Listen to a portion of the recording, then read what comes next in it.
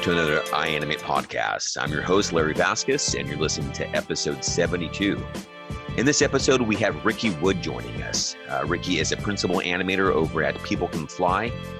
He's worked on such titles as Heavenly Sword, DMC Devil May Cry, Just Cause 3, and 4.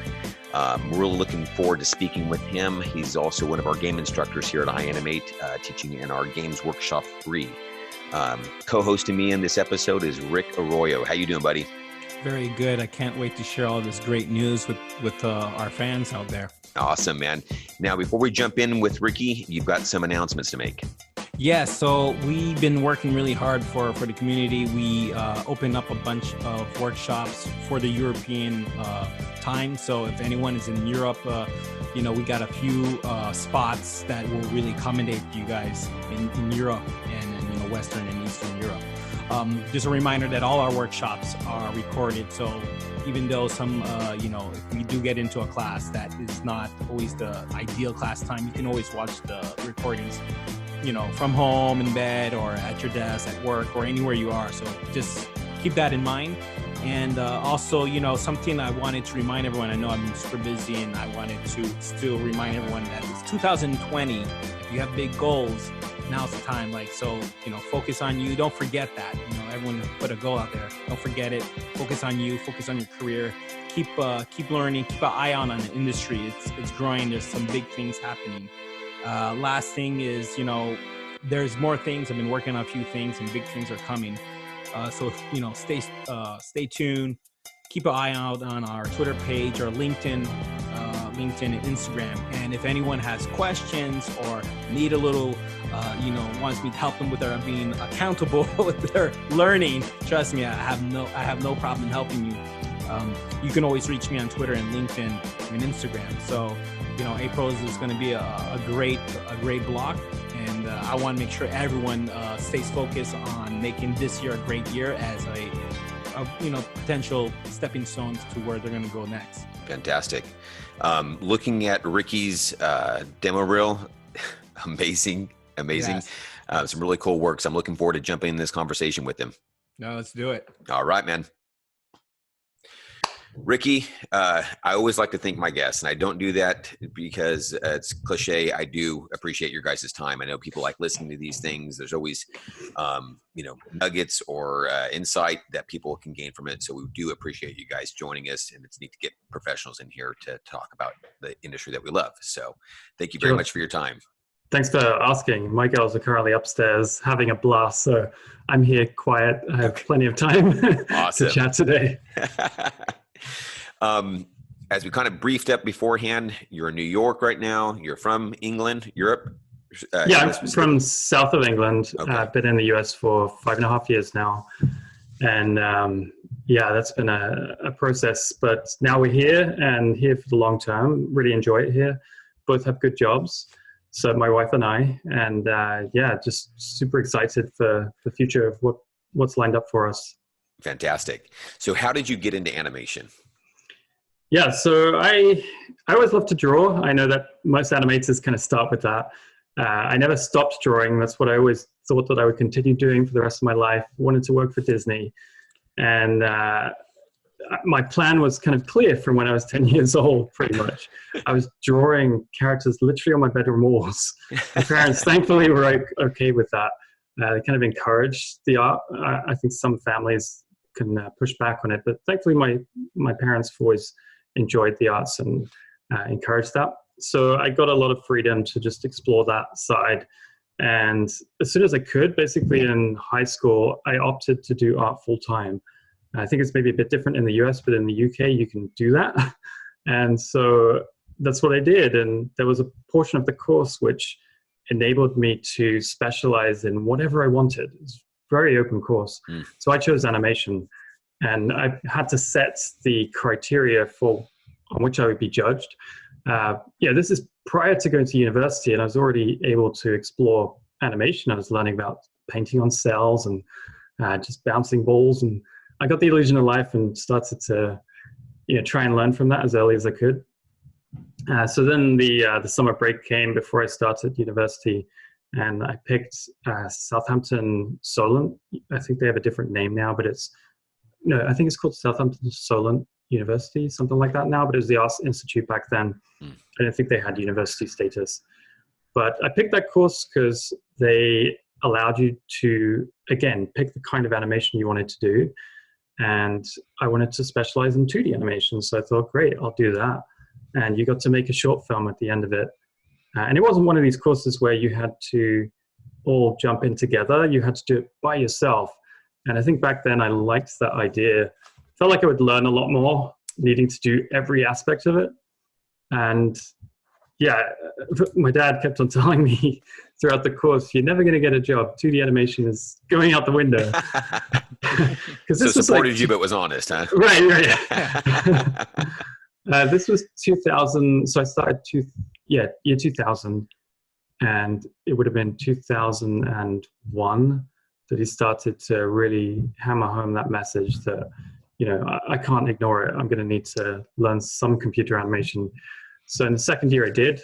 I started to mix CG elements with hand-drawn elements, made a, 40-second animation, something like that, of it was like Greek gods, and they were all animated in 2D, but all the backgrounds were CG. So that way it was kind of a soft introduction. I wasn't rigging or anything like that at that point.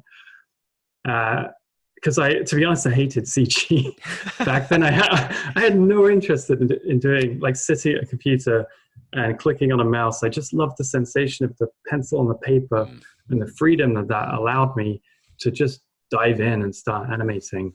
With CG at the time, I was using 3ds Max 4, something like that. It was a whole process just to get to anything that you could work with. And I didn't know that process back then. So for me, it just felt like where do I go? The internet wasn't full of awesome people to learn from. There were no courses, certainly like this one. It was just a barren landscape with a few resources here and there. It's hit or miss. So I just ended up making teapots and coloring them in and, going, well, I'll stick to pencil and paper. That changed in the third year, though. I decided to dive in and leave the 2D animation behind and make a fully CG short film. I spent the final year focused on that, 10 months to create a whole short film. It lasted about 2 minutes 40, and I did everything. I designed the characters on paper, but then modeled them in 3ds Max, rigged them. I think I found some website with some rigging tutorials, managed to follow it, because the teachers, they were quite inspiring. Like, they were very passionate about animation, but they weren't there to teach you computer animation. They were there just to teach you animation in general.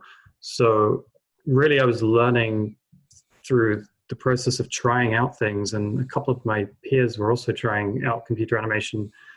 They were a little bit more technical than I am. So I was able to learn from them as well and actually get it done.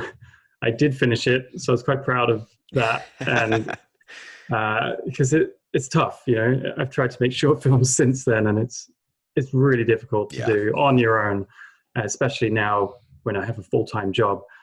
But that short film back then is what helped me to, get my show reel together and get my first job. Very so cool. Pretty much how it went. So what was one of your first gigs?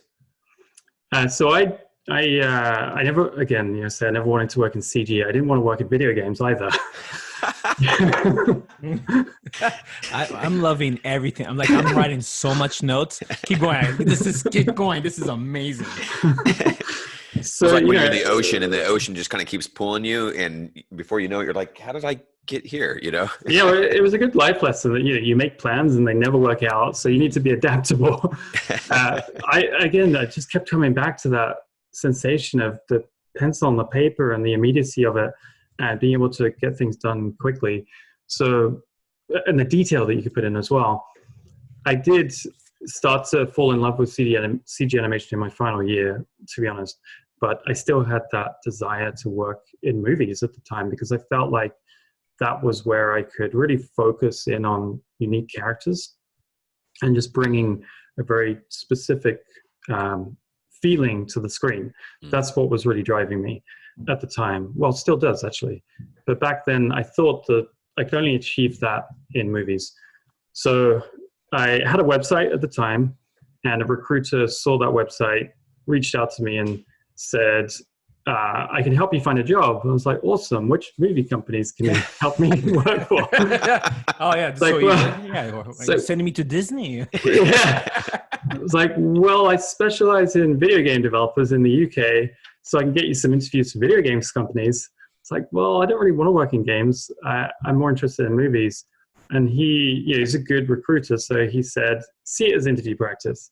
And back then, I guess I was younger and more arrogant, and I thought, that's a good idea. I can use these interviews, as a kind of leapfrog. And so I went to a couple of interviews, and the first few ones, I won't name companies. I think they've gone now, actually. They were working on some PS2 stuff, and it was kind of what I expected. They had no IK. Everything was in FK, and the rigs are very simple. You could count the polygons, and it was really not what I was looking for. Then I had this interview at a company called Just Our Monsters, now called Ninja Theory. This is when they were under the banner of Argonaut before becoming independent. And they showed me this early pitch viz for a game called Heavenly Sword. And I had never seen anything like that in video games at that point in time. Here was a character that looked iconic and unique, and a female character as well, which also was, at the time there was Lara Croft, but there wasn't that much else. Yeah. So this seemed like a very special project and a very special company to me. So they showed me that, and I was how old? I must have been 21 years old at the time, just like, I want this job. trying to be kind of cool about it. Yeah. And I remember being asked in the interview, so are you using this as a leapfrog to get into movies? I was like, oh no. That's awesome. Ratting me out, huh? Do I just have a label? Is it on my t-shirt or something like that? But thankfully they had shown me this trailer because it just captured everything that I was looking for. A unique character in a unique setting, telling a unique story. Something that has meaning and purpose, not just a generic, another generic character. So thankfully at the time I had done a test for another company and had an offer with them, which I was semi-interested in accepting, but then Ninja Theory, or Just the Monsters at the time, they wanted to expedite the process, sent me the offer shortly after the interview. I immediately accepted, didn't play it cool at all. And started like a month later or something like that. Wow. Yeah, and started joining the early days on Heavenly Sword. So, Rick, you had a question? Yeah, no, I think there's a great gold nugget. I just want, there's so much, but what he says, a unique character, unique setting, and creating something that really appealed to him. Was it coincidence, whatever, but when, any young artists, doing interviews or looking for those opportunities, realize how, if that happens, that's a great opportunity for them. And I think you got that. I mean, Heavenly Sword is amazing, right? It's a female character. That's why we created Lisa. What it was almost 10 years ago, we created Lisa because it was really trying to go above and beyond. So it's amazing that you got that opportunity. So. Yeah, I was pretty fortunate, to be honest, because it's still a great studio, looking to do new things. And at that time, there were really not many places around trying to be so ambitious. I really felt like they were trying to do something special within the games industry. And to be honest, I've never looked back. For every studio I've been at, there's always new and exciting opportunities. And the games industry as a whole provides so much potential. And we haven't even seen half of what's to come yet, of the amount of projects. We even talked before recording the way the technology is going. It's such a dynamic industry. The people are awesome. And not to kind of say movies are bad. I still watch movies and still love them, but I never get tired of the process that we go through making games, even though it can be an absolute nightmare sometimes. But you love the process, right? It's part of your craft is loving the process. I do. Yeah, I mean, if it was easy all the time, you're not learning at the end of the day. So, thankfully, it's it's always a good feeling that, you know, even if you feel like you're stuck half the time, you get through those moments, and then you realize you just learn a lot of stuff. Now, it sounds like you were fairly young in the industry when you first joined that Ninja Theory. Is that correct? Yeah, I would have been 21. I didn't take a gap year or anything like that. I was in I was trying to get to what I wanted to do as quickly as possible. I was 10 when I wanted to be an animator. So he was hungry. I wasn't hanging around. But even young in regards to your skill set too, it sounds like. Yeah. How did you get into a company like that? What was it that they saw in your reel? What was it that they saw maybe in you? And how did you get into something like that you felt was, I mean, that was pretty ambitious of a project for them to go, hey, look, we want to hire you? Yeah. So I think they probably saw the same kind of thing that I saw in them, that I had a drive to be working on unique characters. My short film, I mean, it's old and terrible by today's standards. Students do much better work. But I think back then, they just really liked it, and they liked that I had two characters that were quite different from each other. It was like an old man and a puppy, and there's some tension going on. It's terrible. I don't want to talk to you much about it. But I think the visuals were good enough that they were like, hey, this guy has a good eye, and we feel like, you know, we can kind of trust him to come in and we can teach him. Because I didn't know anything about combat. I didn't know anything about video games either. So it was a risk for them. But, they were in the process of signing a really big project. So I think they could afford to take a few risks. And, they put me on Noriko right away, main character. I mean, we didn't have any other characters to animate, so we were all on Noriko. But we were 3 animators at the time. And the other 2 guys are actually still there. Guy Midgley, he's now anim director there, and Matt Stoneham. He was animating, but now he's the principal technical animator.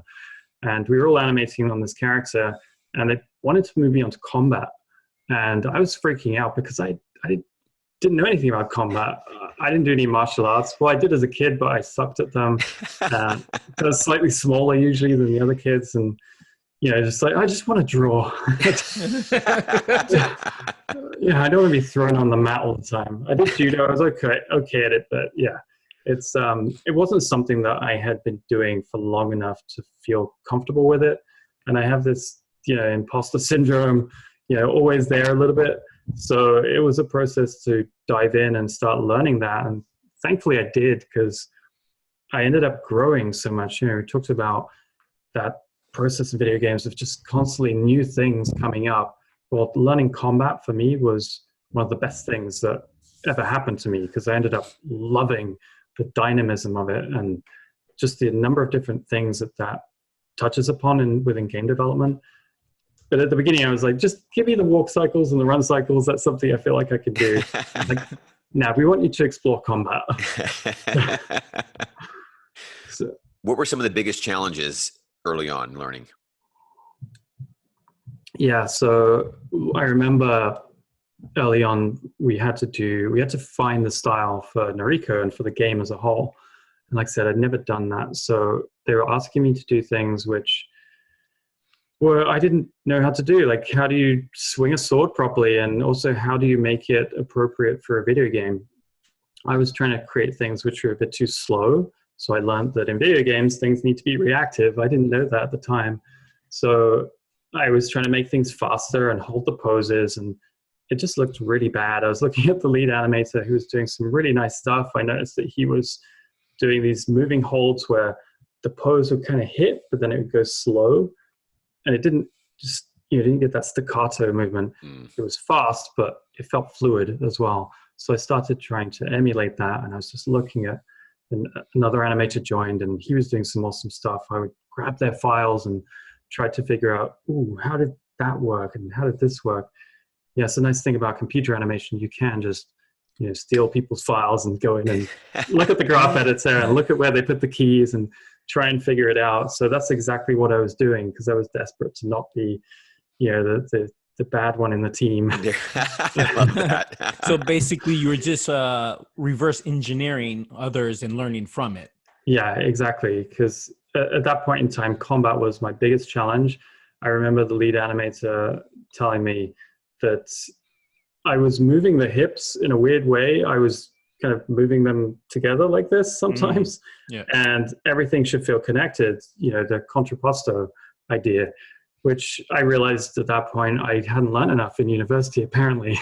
I had a decent eye, but these concepts were kind of alien to me at the time. So I was just going through this massive growth spurt, and you could see it in my work, and I was getting positive feedback from the creative director and the lead artist. And I ended up capturing something in the combat, the attitude which the creative director and the lead artist really enjoyed. There was a certain attitude that I was giving to Noriko, because that's something that I could bring at that point, even if I hadn't mastered combat, but I did understand a thing or two about characters. So I was putting a bit more ferocity behind the actions, trying to make the end poses look as cool as I could. And amazingly, they ended up saying, this guy has captured something here. Let's start exploring that and trying to match that a little bit more. And that was, I was like, what?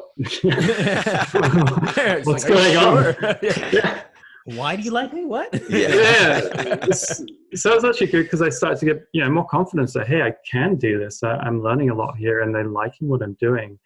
So I started to do more of it, and eventually ended up being given another main character, Kai, and I ended up owning that character because Noriko was kind of spread out. It was too much for one person to do. So a lot of animators worked on Noriko, but Kai, I got to own most of the animations for her. So it was a whole nother thing to learn, like how do you build all of these different systems that I'd never worked on before, and how do you make another unique character within the game kind of stand out on her own merit, because she was playable as well. So I had to work with designers and programmers a lot closer to make sure that this character felt as good as the main character as well. I ended up falling in love with that character. Alex Tiny, the art director, just did an amazing job. She still looks good today, I think. She's kind of this cat-like character. We gave her these, kind of weird postures. And even when she would start running, I'm not sure if we shipped the game with that, but I tried having her on all fours for a little bit. So that was interesting. Like, how do you balance those moments just to bring out something unique, which we hadn't seen in the game before. Yeah, very cool. What I love about your story too is obviously you're an instructor here for our games animation. It's neat to hear you having to go through that learning process. And I feel like in your classes, you're able to relate with these guys and gals who are coming in. You're like, okay, look, I know how to kind of break it down a little bit because I've had to go through those growing pains and, kind of jumping into deep water, so to speak, and learning how to figure that out. And now you're able to not only be able to pass that on, but empathize, so to speak, I guess. Absolutely. Process, It's an important part, I think, of being an instructor, that you understand where each person's coming from, because you can't teach different people in the same way. Everyone learns at their own pace, they have their own experience, and they see things differently. So you can give the same feedback to different people, but they're going to understand it differently as well. Right. So being sensitive to each individual, I think, is super important.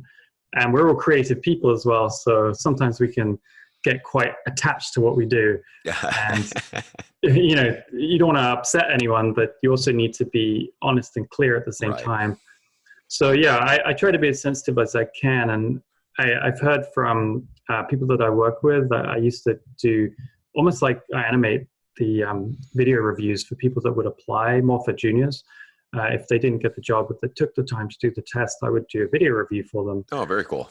Yeah, I remember that. We talked about that when we were bringing Ricky on board, and we talked about that. And that was one thing that like resonated at a deep level, that he took the time, even before. It's like he had a natural ability and a natural want to help others. And I was like, someone like with that experience, the talent, and the care really represents what is important for iAnimate and what we're trying to do. And like, I mean, again, thank you for being like that. It's so awesome. And students are lucky to have someone like that. Yeah, thank you. I guess that all started when I was kind of thrown into, it was on Heavenly Sword. I had to help out the Sony guys who were helping us to kind of ramp them up on that project. They were animating Noriko and Kai and a bunch of other stuff as well. So at the time, they were helping finishing several different projects. So they needed to be motivated and understand the style. And we were also trying to, finish the project. So how do you kind of balance doing your own work whilst helping others? And I think that is what kind of got me propelled into being made principal at the beginning of Enslaved, which was pretty awesome because I did enjoy that process of helping people, because it's difficult to make games and it's difficult to learn as well. If it's easy, then it just means you're doing the same thing over and over. So I think it is important to have people that have gone through that, help the people that are coming up, because I feel like I've had people that have helped me through this since I've been in the industry, and those people always stand out to me. So I try and help wherever I can and not be grumpy, even though sometimes with kids, you're tired and you're like, what? I got to finish my work.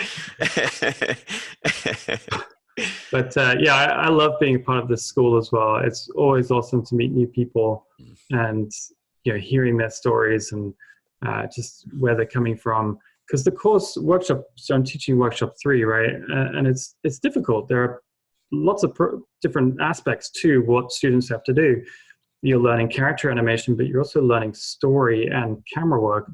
So complex choreography going on as well. So there's a lot of moving parts to, you learn a lot. Yeah. So if I was there, this is terrible. No, you don't do that. People are just going to get super stressed out. But I feel like I have to be there as kind of a producer as well. Mm-hmm. Okay, be ambitious. This is your project that you're doing. But then I've gone through this with other people before. I've gone through this myself. So I have an idea of what I think can be achievable within the time. Gotcha. And I always ask students to send me their prior work as well before doing the course, because that just helps me understand where they're coming from, faster. So I definitely have people coming in super ambitious, and it's always fun to hear. And I'm like, okay, love the idea. Now let's try and take this idea and still make it awesome, but get to the core of it. Just bring it. Right. Where's the real piece? It has to be achievable, because in the real world, it has to be achievable. We be as ambitious as we possibly can, but at the end of the day, we're making these games for a living. We're getting paid to do it, and a publisher usually is paying a developer to make it. So if you're not delivering your work on time, you've got some problems. Yeah. So boss, I feel I'm super ambitious, though. I'm super ambitious, boss. Right. It's not going to pay the bills. Yeah. That's actually what our logo at Ubisoft for 2020, Ambition. Oh, cool. And then it is actually, as ambition. And then I'm always like, okay, it's good, but let's make sure it can, guys, I want it to be done, but it has to be done within this time frame. And then like a producer, I'm like, are we on budget? Okay, guys, please, we'll make the shot tight. Yeah. It's like practical ambition. There you go. Well, extremely well said. So, okay. What was it, or when was it, I should say, that you kind of started clicking with games? So at first you're saying, hey, look, I didn't want to get into CG, and then you get pulled into CG, and then I didn't want to do games, and I got pulled into games. When was it that you started going, okay, I'm digging this now. I'm enjoying the process and such? This might sound weird, but I think it was actually when I started working on Just Cause 3. So I'd already been in the industry for over 10 years. Oh, wow. I love working in Ninja Theory. I love those games, but I'll admit, I don't think I really dived deep into being a good game developer, because we talked about developing characters, and the directors like that. So I started to do more and more previs. Anyone who's seen my reel, I have clips of, we call them style tests, where I take a character and kind of figure out how do they move, talking with the creative director, art director, lead animator, anyone, designers, anyone who had interesting things to add, and then I'd make a video of that. So it was always a little bit on the sidelines. I did gameplay animation as well. I certainly did IGCs, so in-game cinematics. But I wasn't focused on that. When I joined Avalanche Studios in New York on Just Cause 3, I became more of a gameplay animator and working very closely with programmers. So that was another, learning process there of how do we make Rico fun and responsive and give the player the freedom to do anything they want at any moment that they want. I didn't feel like I had quite so many challenges prior to that. So that was the moment where I was just, wow, there's like a whole nother complexity to making games here that I feel like I hadn't explored. And working so closely with the programmers was enabling me to put even more detail into the characters that I was making. So I could make these little moments happen that I didn't know how to do because either the state machine would have been too complex or the code just didn't exist and I didn't know how to write it.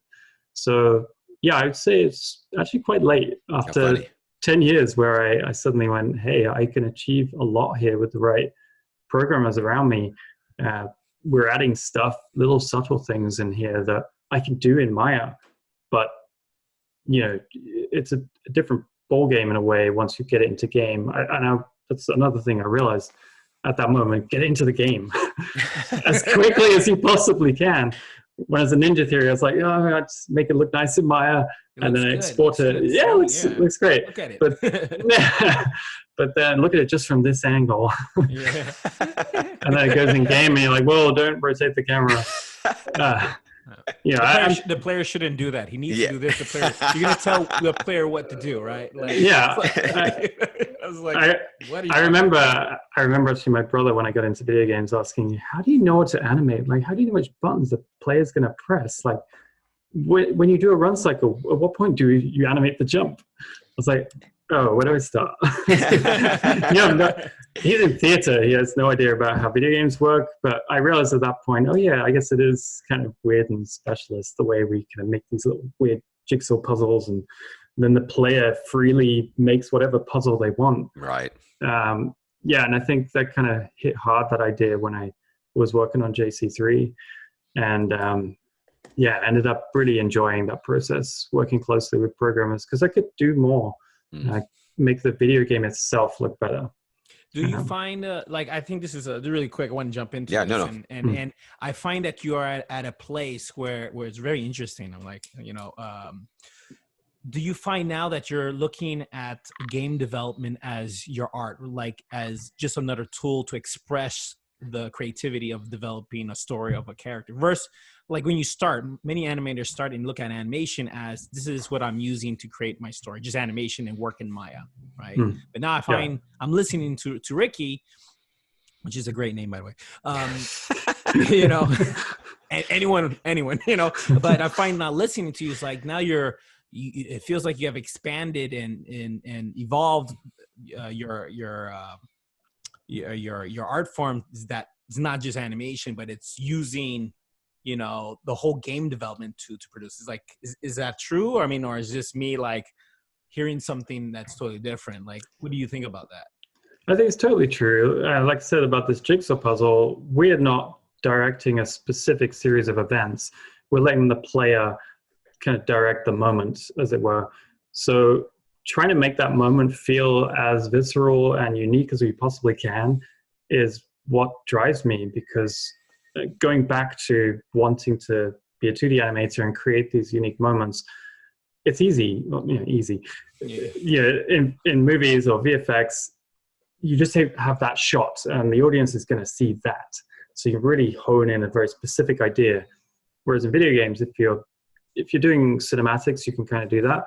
But if you're in gameplay, which I've predominantly done, it's the player that's creating those moments. So how do you start to inject more specificity to these moments is what I find really interesting. And that's hard to do because it's expensive. It's usually the things which are secondary to player mechanics, just getting the basics going, right? That's hard enough, let alone if the character's running down a hill, like how do they feel about that? Are they sliding, or how are they reacting to all the little bumps? But it's those little moments when you can do them and you do them well that starts to bring something more specific to your game and that moment. So those things are still, it's the early days of exploring that, and new technology is going to help animators to dive deep into this and start making video games feel generic. Sounds too harsh. I don't think video games are generic, but in the past they've suffered from that. That's when I was looking at it, back in PlayStation 1, PlayStation 2 days, animation sets were a lot simpler. These days we can do a lot more with it, and the technology enables that too, more RAM and memory to just load in a lot of content so that we can start making our characters feel more alive and more specific to each moment. So that's, definitely something that has kept me interested in this particular medium, because it's like getting new toys. We've got next generation coming later this year, and it's like, awesome. What can we do now? Right? Yeah, there's some amazing stuff coming. Yeah. Now, when you say animation sets, can you explain that to me for somebody and maybe the audience that isn't quite as familiar with game development? Sure. So each character is made up of different mechanics and animation sets that go with that mechanic. So just running around, you have an animation set. It's like a collection of animations. You'll have your basic loops of a walk, a run, maybe a jog, and then you have all of your transitions going in and out. I'm sure Rick is looking at me going, "Ooh, not anymore with motion matching." But traditionally, we're still doing it, right? There's a big subject we can talk about, but it's still valid, extremely valid. So, sorry, continue. Yeah, so it's the idea of just having a collection of animations, you could say. These are our locomotion animations. These are our combat with sword animations. These are our shooting with machine gun animations. And you have all of these different ways of connecting those moments as well, because maybe you can run while shooting or run while swinging the sword. So it does become a kind of spider's web, and that's where you need awesome programmers and just thinking about things in a logical way so that you don't make a complete mess. Because when you want to add in new things, that can be a big problem. Gotcha. So, managing things as you go along as a game animator, that's another part that I like.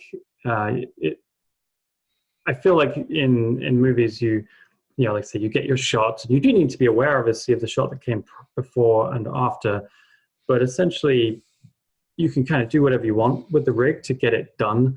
In video games, you're bound by that skeleton that ends up getting put into the game.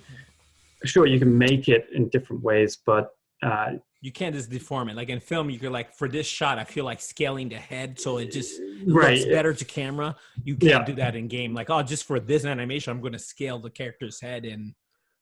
Exactly.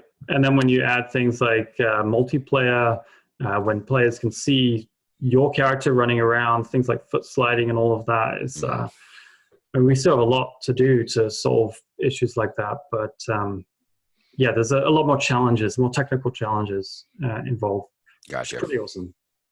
So, okay, Rick, what was he addressing here? So we've talked about animation sets, the future, and some of the stuff that you're talking about here. What is that? You like procedural and match moving? Like, yes. Oh man, God, it's like this. I won't go too deep. Just Tell us your secrets. Yeah. Let me tell you all the secrets of my teams are working on. We're doing amazing stuff, which I would love to talk about that. But so basically, it's I'm going to try to find the best way I can say this without putting too much information. You're getting data, right? So you have, example, a clip of a guy just running back and forth. And there's a great GDC talk from Ubisoft that I think is online that shows a robot running around. So it's providing, engine data of a character doing a set of motions, which the computer will pick the right motion at real time, at runtime. So that instead of having like a bunch of example, let's say, running, banking right, running, banking left, slow down, right foot forward, slow down, left foot forward. Instead of creating all those animations, we actually, especially with motion capture, which is a huge topic, I think it's very important that we talk about this. We will motion capture that set, or capture all the movements in one big block, and then put that into the engine, and then with proper code and a crazy setup, we can actually let the computer find when's the best time or what piece of animation would blend perfectly and be seamless, and it'll just look like it'll be amazing. Gotcha.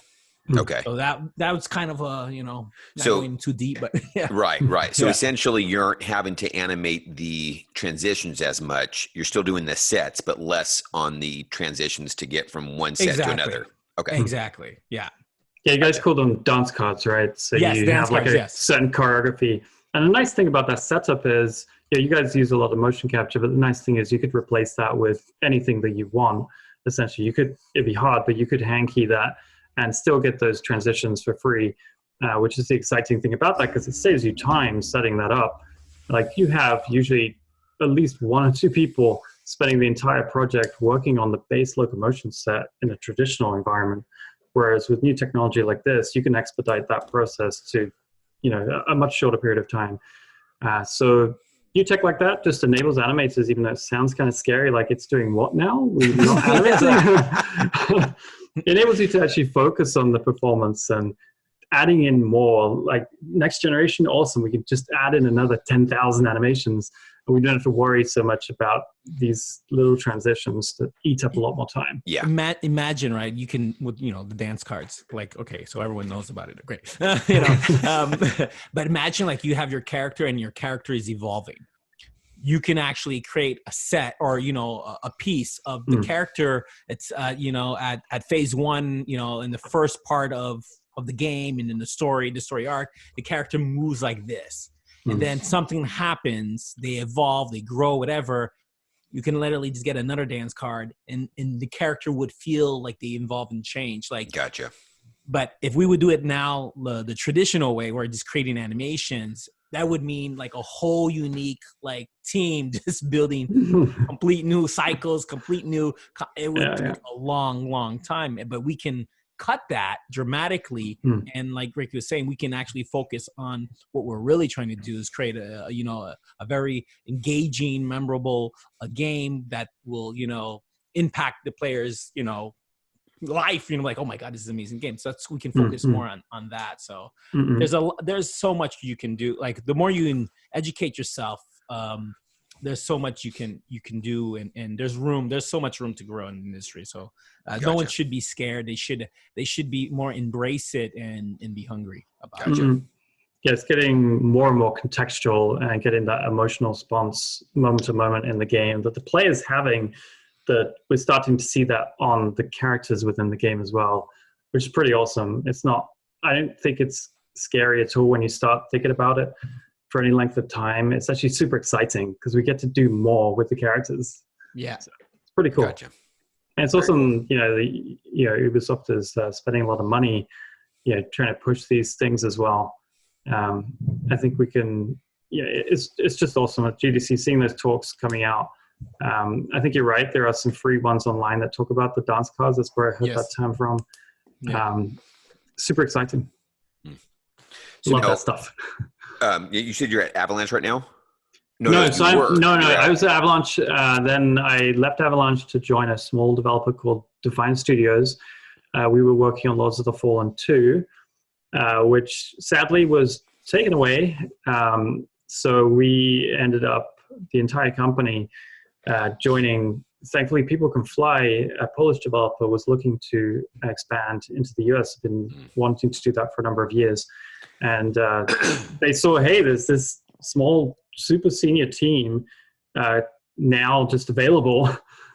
So we joined the team helping on Outriders, and just jumped on board to, start learning the ways that they were working. Like I said, I think prior to recording, we were learning in the animation team Motion Builder, working with some motion capture, also doing hand-keyed animation in Motion Builder as well. Okay.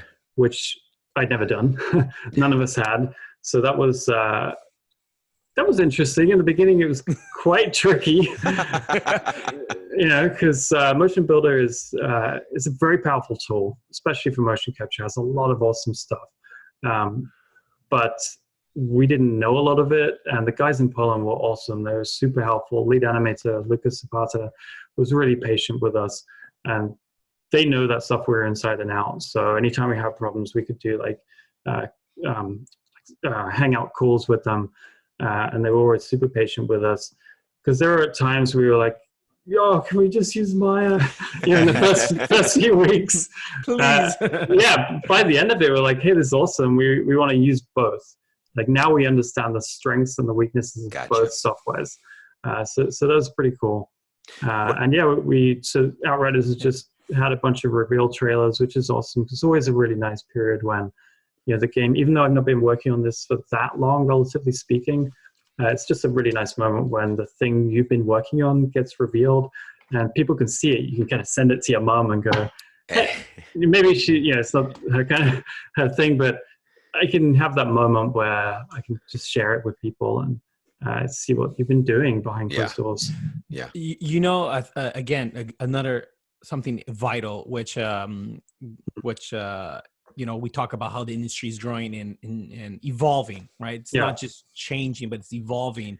And the importance of, obviously the tools, the softwares, and motion capture, the fact that more and more studios, even Ubisoft, we don't just use one software, we use multiple softwares, but the fact that you guys took that step forward in not being shy to use motion builder and keen in motion builder, like motion builder, motion capture, it's still an extreme young age. I will repeat that. And if you are not paying attention, there's a huge movement that's happening. And if you're not paying, not paying attention, not aware, you might get left behind. So like the fact that you guys, like even like Ricky, like an amazing keyframe animator, using a new tool and, embracing it and moving forward, like that is something I hope everyone will listen to. And I'm happy that you said it, and it wasn't us saying like, hey guys, you need to, continue growing your skills. So that's just amazing that you brought that up. Yeah. Yeah, I think there are still a lot of animators who, I was one of them, to be honest, who kind of look at motion capture and go, ooh, I'm not interested in motion capture. I just want to hang key stuff. Like, I want to shoot some reference and lay down some keyframes and work in the graph editor and do it that way. That's a really slow process. and it's great, but games are getting bigger and bigger. And at the end of the day, what I think most animators actually want to do is breathe life into a character. The process can be fun, but 2D animators, stop motion animators, motion capture animators, hanky animators, they're all just creating a character at the end of the day and just using different methods to get there. Right. But hanky animation is it takes a long time. So I didn't actually work with motion capture until moving to the US and working on Just Cause 3. That was my first experience with it.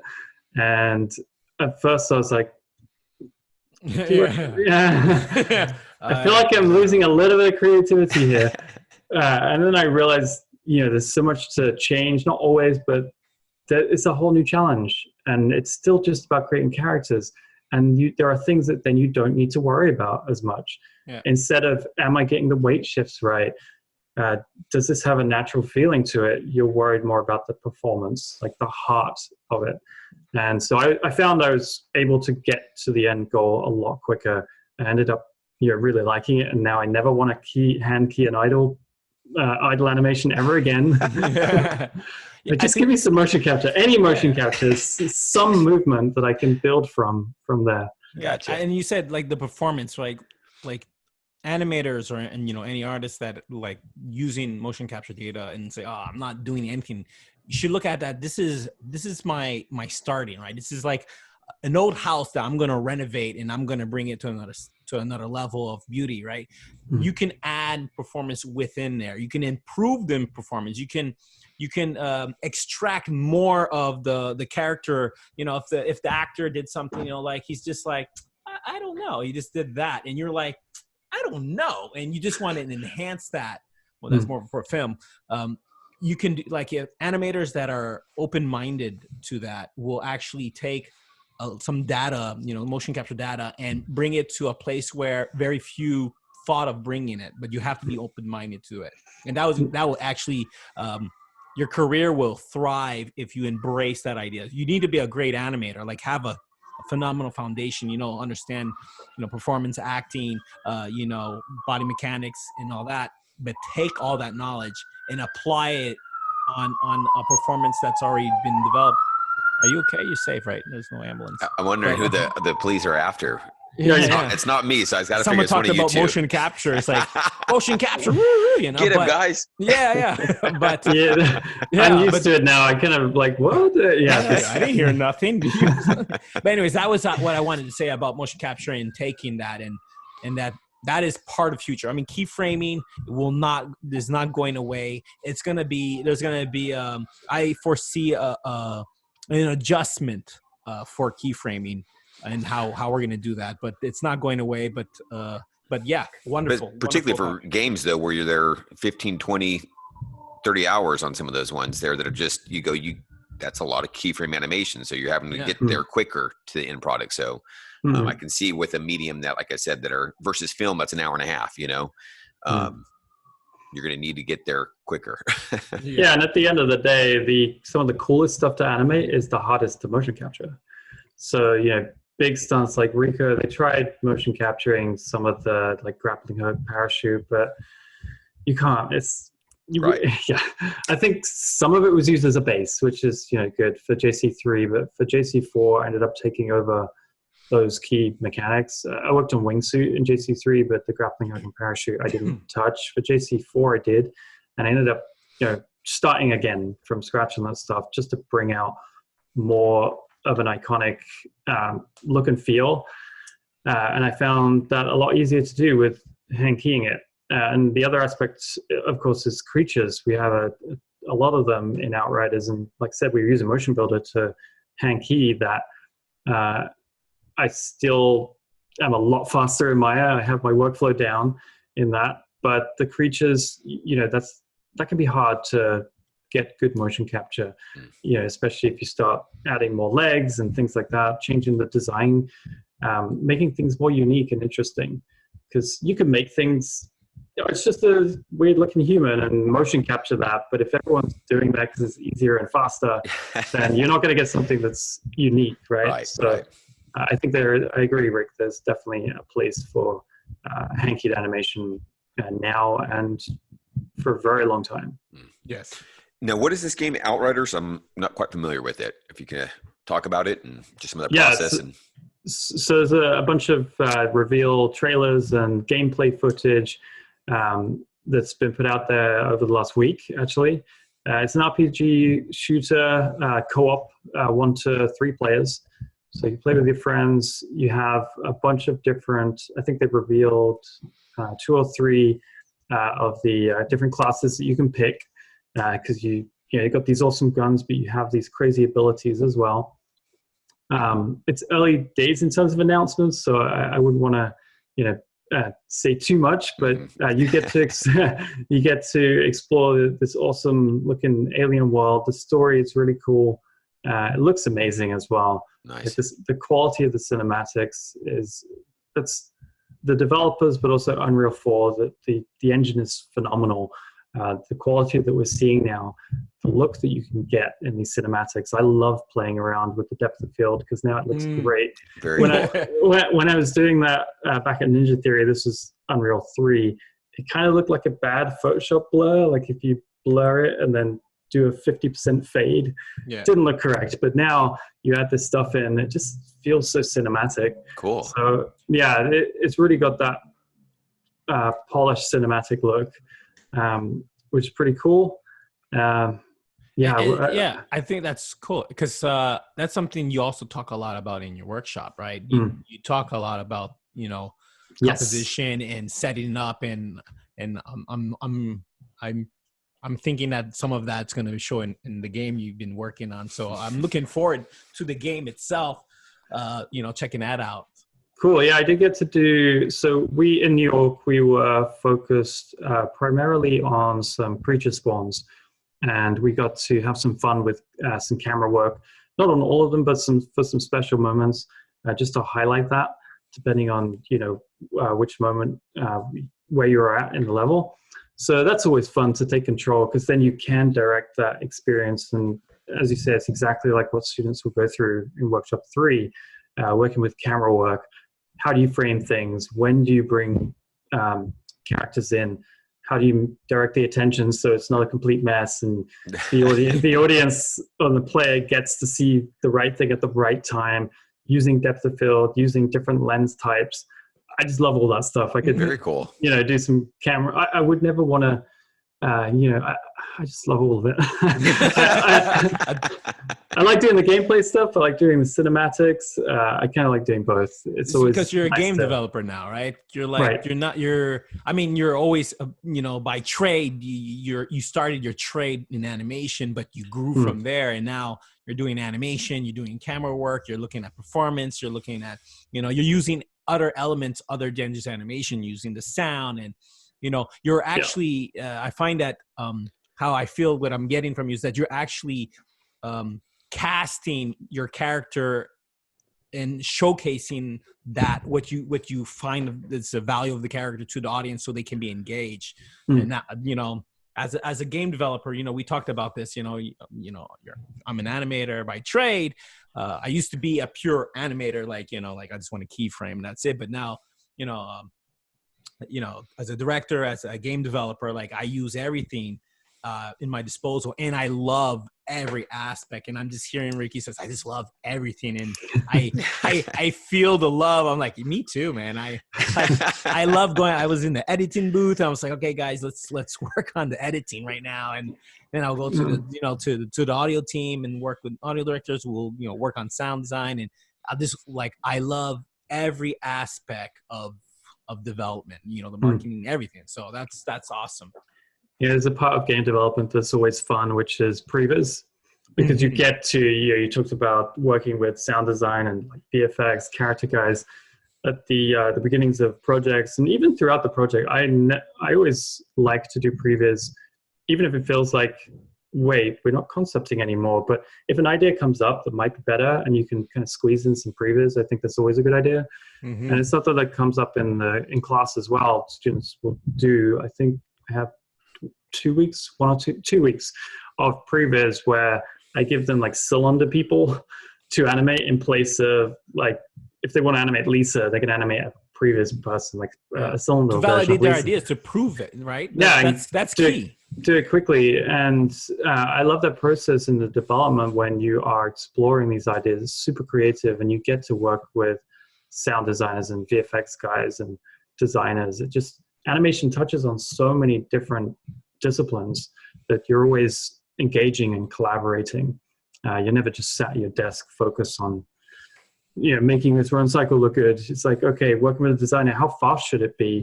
What does the character look like? Can they run, or are they sort of impeded by the design of massive shoulder pads or whatever it may be? Now, this People Can Fly, you said is a pretty new one. Is that new for the Poland one as well, or is it new from where you're at? No, so these guys have been around for a long time. I want to say early 2000s. Okay. Maybe 2002, something like that. They made a game called Painkiller, Bulletstorm. They worked on, they make a Gears of War game, Gears of War Judgment. Gotcha. They even worked on some Fortnite stuff when they were under Epic. But they rebought themselves, became independent again, which is awesome. Love independent studios. They've been in Warsaw. That's where the headquarters are. And they are also in, I'm going to get the name wrong, but Rzeszów, I think is how you pronounce it. Also in Poland. Maybe like 40 people there. They have an awesome motion capture studio as well, which I've worked with internal motion capture before. I got to say that these guys do a really good job. We have a mix, like many big studios now, of expensive motion capture and the less expensive internal motion capture, and that can go, one or two ways, depending on who's in the suit, right? But these guys really get into it. I've had to work with some fighting stuff, and they're not hitting each other, but you really feel it. That's cool. They're being safe, but maybe they were ex-stuntmen, I don't know. But it's cool to work with data like that because it makes all the difference. We talked about that performance. If you've got too much to do, you end up like, why am I using motion capture here? It's actually taking longer. But Gotcha. Thankfully, the data we've been getting is awesome. So really looking forward to keep working with that team. Yeah. Sounds like you got kind of the best of both worlds, being a newly formed one in New York. So it's a kind of young in that respect, but then you also got the big brothers over there in Poland, so sounds like some great experience. talent in Poland, man. Yeah. Great talent in Poland. Yeah, there is. Yeah. Young, I should clarify, the young just in terms of how long we've been, under this team. Right. But this team here is actually super experienced. Right. Which is a joy. Like David and Roland, the studio heads, they are a firm believer in building senior teams so that you can do more with less, essentially. I really like that attitude. Yeah. Because, it's difficult to make games. So, if you have too many moving parts that you can't track, how do you end up getting things done on time and do them good? Yeah. And that's something that comes up in class as well. Like, how do you manage to finish on time? It's super important. you want to do it good, but you want to finish as well, right? Yeah. That's a great point. I don't care where you're at in animation. That's the key, huh? You got to get it done on time. Workflow is important as well for that, and that's something which I'm super passionate about. I never stop trying to improve my own workflow, and maybe I come down too hard on people sometimes about that. It's called honesty. Yeah. I don't know. I hear I could be quite honest. That's what I say, but I don't think it's hard. It's like, I'm just like, hey, I'm just letting you know. It's when I see default Maya that kind of, what? It's so customizable. Like, use it. You can use hotkeys and scripts to your advantage to get rid of some of those mundane tasks. Yeah. Now, do you guys use much of Animbot at all in the games industry? It's so awesome tool set, but I actually don't use it because I have a bunch of those things. I have a very, let's say, particular workflow, again, coming from that just pencil to paper idea of wanting to be just diving right in. When I think something, I want to be able to do it quickly. I don't want to be looking at UI and clicking on things. I know Animbot allows you to hotkey up everything, and that's awesome. But I already had my own tool set that I've kind of built over the years. Over the years through working with awesome technical people that are able to make my dreams come true. Okay. or they are creating things themselves. Yeah, I love working with technical animators or people that know Python. They just make your life so much easier. I already had a workflow developed that I could animate very quickly. So I highly encourage Animbot, because for people that haven't gone through that process, it's just a toy set, right? That you can dive in and just pick from right away. And I know people that use it love it. So Yeah, Alan did a great job with Animbot. Right. It's a great guy too. Really humble guy. I like him. Yeah. Studio Library as well is another one that I found at the beginning of Just Cause 3, because unfortunately the internal postal was not very good. And I'd been working with the internal one at Ninja Theory, which was good. Not as good as Studio Library. So, when I found that tool, I was like, this is amazing. Yeah. And I use that all the time. I kind of use it, as I say, I like working in Maya, but I love the takes in Motion Builder. And Studio Library enables you to kind of work like that. If you save everything out to Studio Library, you can just bring things in whenever you need. On layers, you can just bring in certain motion, like talked about idle animations. You could just bring in the idle motion and change the pose so that you have a free idle animation and start layering in different aspects of that to create content quickly. Yeah. Very cool. Now, you mentioned towards the end this year that some of the new game systems now, are they is that when they ship to the companies and you start developing on them? Or I'm a bit out of the loop with some of the game stuff. We got a Xbox One in our home and a Switch. So those are the two that I'm. Oh, so yeah. So yeah, there's going to be some new game systems. The PlayStation 5, right? Yeah.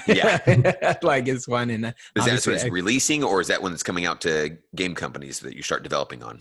Oh, we companies usually get the kit first, Right. and they can start developing on it.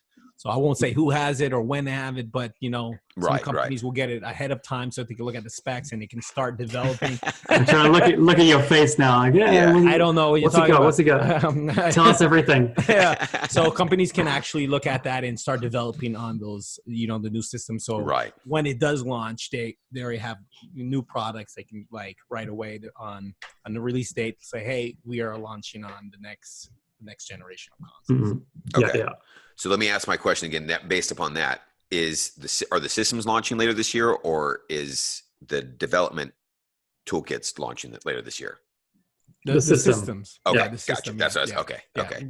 The studio's been developing for a while. Okay. More than a day. I'd say more than a day. So yeah, I know. So you're covered. Yeah, I'm covered. It's more than a day. That's it. That's pretty.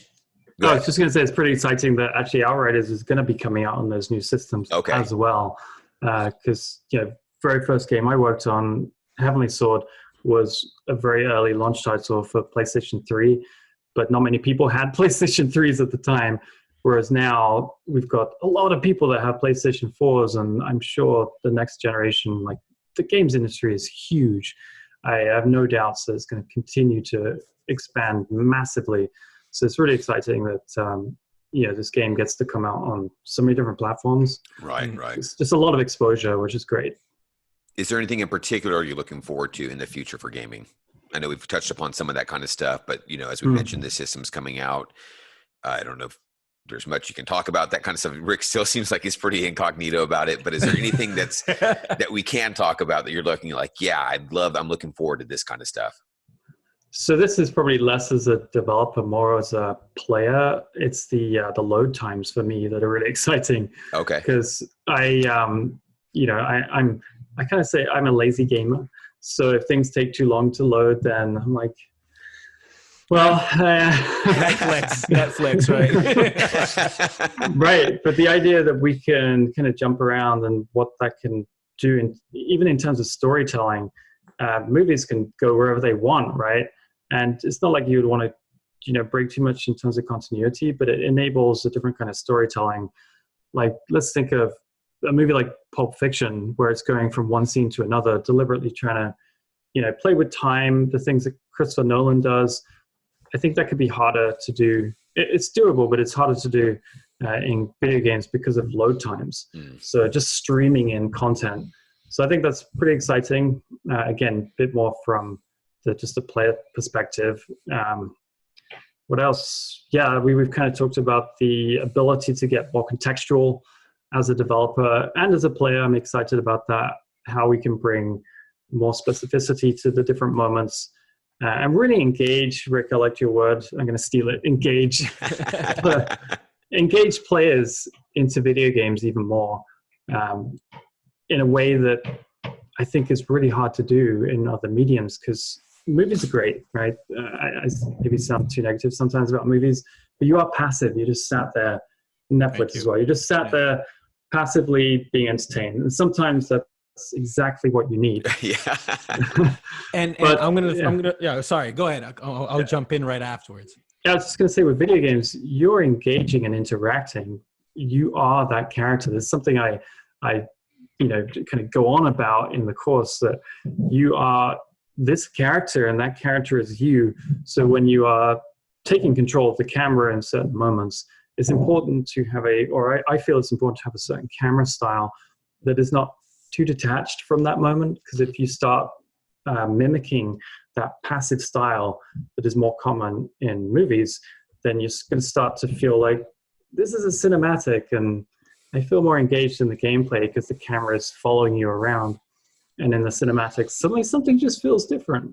Like, what is it? Well, it's because the camera style is too passive. You don't feel engaged anymore. You feel like you're back here now and then back in. And Right. And I feel like as technology advances, it becomes easier and easier for us to explore those, a different style of game. God of War did a great job of keeping you engaged in that moment without the camera cuts.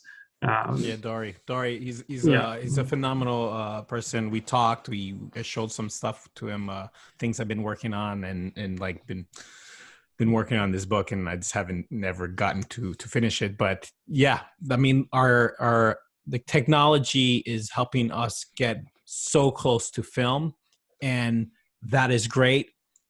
And the difference is that game has an aspect that we can go in and out of, right? We can make you just sit down and watch the screen, or we can make you engage with the screen, or we can make you control the screen, or we can make you run away from the screen. So you're the player and you're excited and you're trying to get away in your actions. I'm actually making you try to get away, not just the character on screen, but you, the player, like, I got to get out of here. I can control the audience in so many ways, which in film you can't. Like, you can control the emotional state of the person on sitting down watching, but I can do the exact same thing, in a cinematic, plus I can add on top of that. And then now I can tell that Ricky is at that place where he knows how he's going to do it or what are the possibilities. But very few understand that games can do that. And you can play with that, and how you have a story arc, you have a player arc, right? Maybe I shouldn't have shared that wonderful information, but it's a gold nugget, right? There's like the character on the silver screen will go through it, story, there's ups and downs, the player, the character's journey. Well, you can have a character's journey and you can have the player's journey.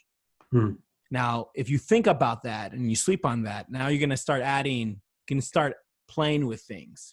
And, if you're able to go into that space or know how to bring, a product or a company in that space, now you're actually looking at the potential future. Yeah. And a lot of games will use things like skill trees as well to give the player the ability to direct, like you said, that player arc. And pretty sure they showed this already. For Outriders, you have those different classes that you can pick. So already we're giving the player the ability to say, I feel like this kind of character. You're not locked into one specific narrative. I feel like this character. And then you have this whole arc that you can explore with, okay, I want to now develop my character to be a bit more like this. And someone else goes, I want to develop my character to be a bit more like that. And another one chooses a completely different class. Gotcha. Their own path as well. And giving that freedom to players, I think, is something which next generation just helps us do even more of. Yeah. So. Very cool. Very cool. Rick, any other last questions before we lit? I think, Ricky, could you quickly explain, like, if I was a young animator, which I am, I'm very young, everyone, just I might have an old voice, but I'm very, very young at heart. What should I expect as a student coming to your workshop? I mean, like, I feel like I just want to sit in all your workshops. I want to make more time. I have a crazy schedule. Doing so much, but I'm like, what would this like? Just tell us like what the student should expect, or what's the fun, man? I want to be part of it. Sure. So you're going to get to develop a story. It's not me that's going to give that to you. You're going to get to develop a story with characters from the iAnimate characters, which is going to be a little bit different from if you've done workshop 1 or 2. Workshop 1, you're going to be focused more on, runs and mechanics. walks. The mechanics, which is great. You've got to learn that stuff. Workshop 2, more on combat and takedowns. And then by the time you get to me in workshop 3, you're going to dive deeper into these characters that you maybe already have been animating. Now it's like, okay, you want to animate Lisa? Who is your Lisa? This is not just iAnimate's Lisa. This is your Lisa. What's the story that you're telling? And they're going to write a little character bio, which they may have not done before. It doesn't have to be anything crazy or complex, just something simple. And I give, questions that the students can ask to, start generating some ideas. They're going to write their own little story.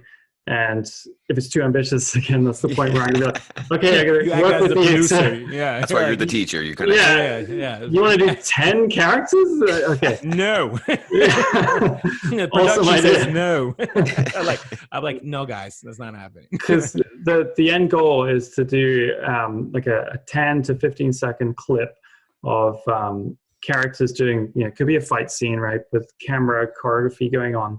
It doesn't have to be a fight. It could be a chase scene or anything that you want to do. It could be a button mash sequence. Or a character introduction, right, coming into scene, right? Exactly. Nice epic, like the stuff you've done before, like, Yeah. GC, like what, and just mimic what would happen if it was in game. Yeah. Exactly. So I've done a bunch of those. I use some of my own personal examples that I talk about. I use examples from games that do it really well. I talk a lot about like film studies type stuff, looking at camera work from great movies. I need to grab some new content. I've gone and watched 1917. Just phenomenal movie. It's amazing. It's just one long take. Obviously, they've filmed it in multiple sections and used cunning methods to do that, but it's just incredible. So anyone listening who hasn't seen it, I highly recommend that movie. very cool. Very moving as well. So yeah, we look at lots of clips from video games and from movies. And then I talk about things like previs. I've done a lot of that as well. And the importance of it, not just for building these IGCs, but also as a developer, like how has that affected my career so far? What have been the benefits? Because not every animator does it, and it's hard to do as well. So we look at the benefits of that. Then we do a massive deep dive into animation, because each assignment that I give out each week is in tune with the lectures that I'm doing. So then we really get into my personal workflow. You do it all demo? Like, do you demo? Do you? Yeah. I love that. I love that. I think that's important, because you mentioned when you were in school that it wasn't as much as, there was more about lectures, just talking, but the live demo, I think, is a huge aspect of learning. I love that about iAnimate as well. That people, it's tough, right, to do a live demo and talk. But I go literally from nothing to a finished animation as an animate, and the class gets to see that in one lecture. Nice. Usually lasts anywhere between an hour and a half to 2 hours. I think a couple of times I've gone over if I'm talking too much. But I go over everything that I'm doing. The times that it went over is when I didn't have reference ready, prepared. So okay, guys, so let's look. Reference, please. Know what you're going to do. Plan it out. Figure it out. Understand. Right. So I usually like to have my reference prepared as a minimum. So I've got my keys already marked out in Keyframe MP. So then I'm literally just going through Admire and laying down my keys and breakdowns, and then I deviate from what most animators do. And this comes from the motion capture side of things. I start layering in a ton of animation layers. I'm using hotkeys. I'm not clicking on those horrible buttons. I'm using hotkeys to just look at the animation, and I want to move the arm differently over this section. I just hit Alt-A to throw that arm into a layer, and I do it, like a stop motion animator or a 2D animator would do it. They're not going to be clicking buttons and, going through that whole process. So I talk whilst I'm doing it. I'm not just, typing away, and the guys are looking at it going, what's going on? I'm fairly good at talking whilst I'm animating. So I go through that, and then I start going into more specific things like how to get good weight, going into sine waves and jiggling different things, and not just what to do, but how to do it. Again, referring back to my workflow, how do you do these things relatively easily? Then looking at, because I'm more of a realistic hyperreal kind of animator, how do you achieve that? And why is that important in the industry today? And then kind of towards the end, just looking more at the future. There's a lot of stuff. Thankfully, students so far had really positive stuff to say. So that's been really nice. I love it. Yes, that's fantastic, man. All in 11 weeks. Yeah. There's a lot to go over. Don't sleep. Yeah. You're here to learn. Guys, you come to iAnimate to learn, to grow, for your future. You invest in yourself. So don't, come committed, right? Get your money's worth for sure. Yeah. If you need help being held accountable, you can always reach me, and trust me, I'll gladly help with that. Right? Very honest. We should never stop as well. Not just new people coming in, but people in the industry. It's super important to always be learning either new technology, new things. There's so much I haven't animated. I've animated a lot of different characters, but there's still snake. I've never really done snakes. So maybe next I'll try that in a personal piece. There you go. It's always fun to try new things. That's great. Well, Ricky, we really appreciate your time. This has been fantastic. I love, that's why I said, Ricky at the very beginning, he's like, man, I looked at your roster and I was like, yikes, you got the wrong guy. But this is exactly why. You've got people in the industry that, have years of experience, stuff to share. And so, really appreciate your time, man. Thanks. My pleasure. And people who are thinking about signing up, definitely do it. Love to check it out. Work with you. All right. With that, guys, we are out. Cool.